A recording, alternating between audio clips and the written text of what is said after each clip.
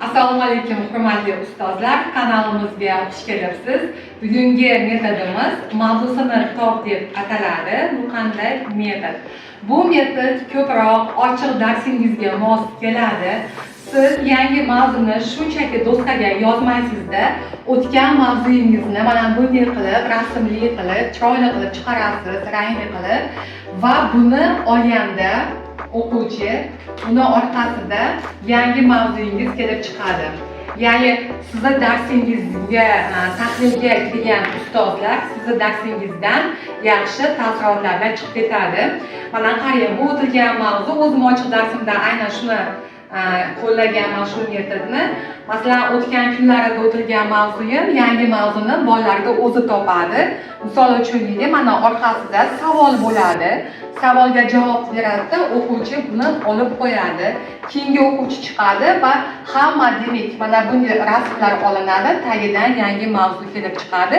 Yangi mavzuni ham o'quvchilarning o'zi aytadi va siz nimaga asoslanib buni shu asar deb o'ylaysiz esa o'quvchilar demak asoslantirishadi.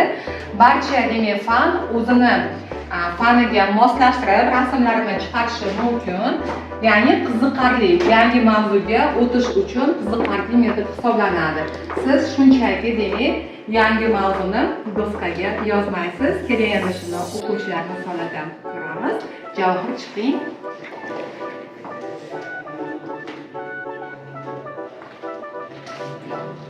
O'qing. Otabek Toshkent aholisining Azizbek ustidan nechanchi shikoyatnomasini yozganligini aytdi. Hop, yettinchi savol. 10-si, to'g'ri. Hop, Charles kelingchi. Xohlaganingizni torting.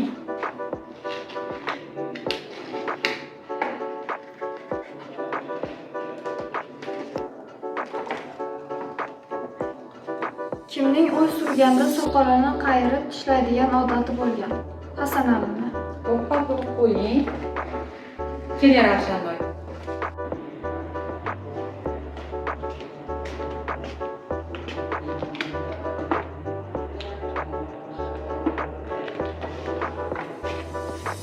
O'tgan kunlar romanida Otabek qaysi madrasada tahsil olgan? Beklarbegiy madrasasida tahsil olgan. Yaxshi. Kamol kumushni tasvirini topasiz.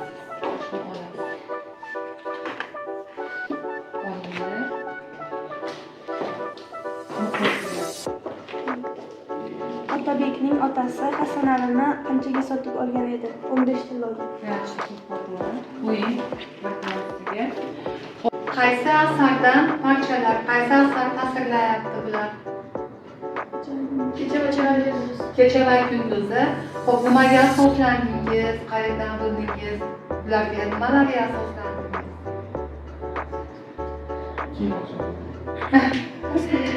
Kinosini ko'rganmiz. Ha. Xo'p, sizningcha bu kim? Razo Sofi. Razo Sofi? Mingboshi. Mingboshiga o'xshaydi. Bu Akbar Ali Mingboshi. Bu kim? Zebi. Ha, Zebimi? Yo'q, Barkamol Sultonxon. Ha, mana Zebi. Ha, bu kimga o'xshayapti sizningcha? Bu oyisiga. Oyisiga o'xshayapti. Xo'p, yaxshi. Demak, bugungi mavzuyimiz Siyoziylar Cho'lponning Kecha va kunduz romanidir. Darsingizni davom ettirishingiz mumkin. Bu juda ham qiziqarli bo'ladi. Darsingizda albatta qo'llab ko'ring. Biz esa siz bilan xayrlashmaymiz, balki ko'rishguncha deymiz. Ko'rishguncha omon bo'ling.